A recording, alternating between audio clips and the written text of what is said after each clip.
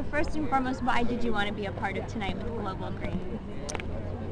Well, I think Global Green is representing change, and everybody wants to change the way that we are looking at the planet and global warming and pollution and energy efficiency.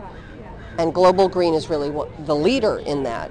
And the tide is changing. It's very clear that people now are aware. I mean, even didn't Mitt Romney just acknowledge that maybe human beings had something to do with global warming? I mean, the tide is changing. People are now aware. There's some supermarkets that are now going to charge you a lot of money for a bag. You know, and I said it a long time ago, if you just charged $1 per every plastic bag, one of these days people would stop spending $8 on plastic bags and they would bring reusable bags. So I feel like Global Green has been a leader in the change, and it's just changing. And it's going to be slow change, it's glacial at times, but, excuse the pun, but it's important change. And I'm just happy to be here participating. Perfect. Now you just touched upon this, but what do you most appreciate about the work that Global Green is doing? Well, I think what Global Green does is they bring awareness. And, you know, you have to bring the awareness before you can get people to make any change at all. And, you know, the Gandhian thing is be the change you want to see in the world. Well, Global Green represents change. It then puts people out there who are very recognizable, demonstrating change, and then hopefully inspiring other people to change along with them. Oh, sorry. Now, when did you first care about protecting the environment? Oh, I've been involved in this for a long time, prior to my marriage and stuff. You know, it began with the recycling, reuse, you know, the beginnings of that. I've been lucky to be raised in Idaho and California, two beautiful natural environments. So I've seen the effects of this for a long time. I also work with a lot of children's charity, and that's really where my heart and soul is with children's health charities. So the whole, you know, green initiatives have been important to me, and certainly there's a component of child health that can go along with it. But, you know, more and more, and my husband is an environmentalist, certainly is someone who really walks the walk, and is someone he converted a pickup truck to natural gas 20 years ago. So we're in it. Wow. And then lastly, of course, greening schools, that's the next step. Why is that so important? Well, greening schools is important, and certainly Global Green is bringing that to be the top of their agenda list. The schools are Dickensian that our kids go to, and we need to establish something so that they will then take what they've seen in their schools and take it into their adult lives. And you have to go to the children, because the children will make the change. We're by the time I'm dead, you know, the global change, that glacial change, will just be taking hold. It'll be my son and his son, and my daughter and her daughters that will really make the big effect. So I think putting that infrastructure into the schools will pay off not only directly, but then the concentric circles will grow as those children grow and become parents themselves. Perfect. Ed Begley is a pain in my ass. I can't have him over to my fucking house because I'm ashamed of everything. I'm afraid to have my son take a shower so he smells. Nothing is right. He comes over, the light, I get hives when I'm around Ed Begley.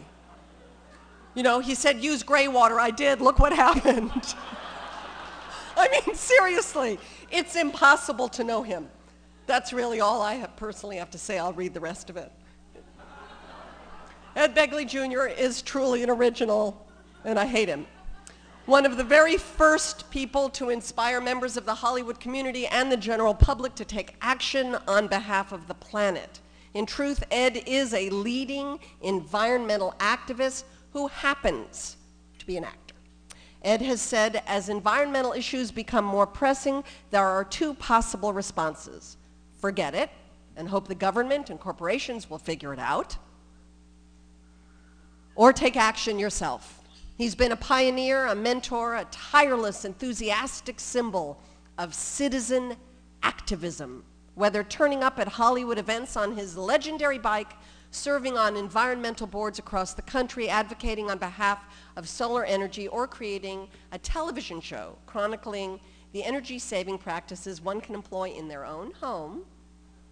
Ed Begley Jr. is a living, breathing, pulsing example of someone who not only brilliantly talks the environmental talk, but also brilliantly walks the talk every single frickin' day of his frickin' life.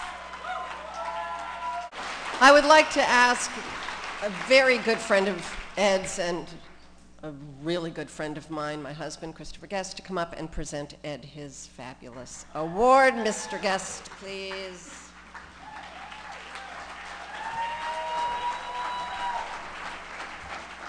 Hello. Good morning.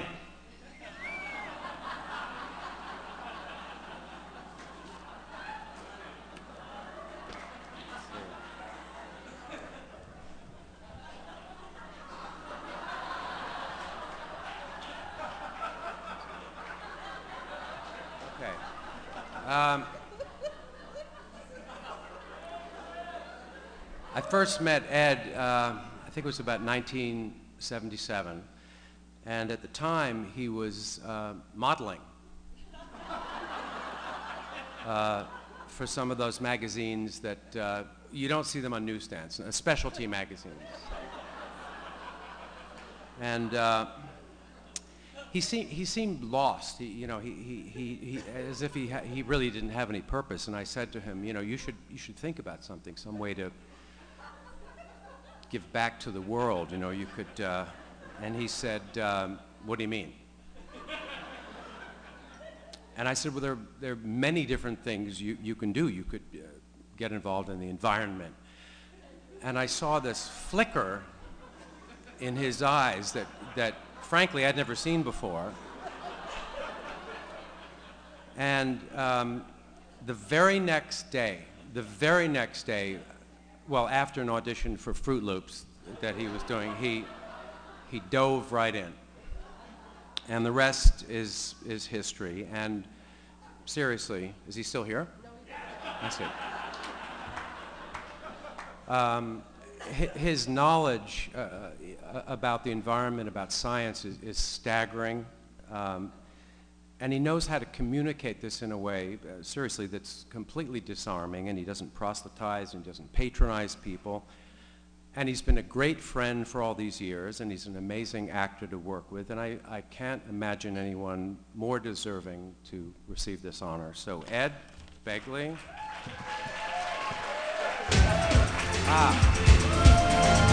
It's our honor to present the 2011 Individual Environmental Leadership Award to Ed Begley Jr.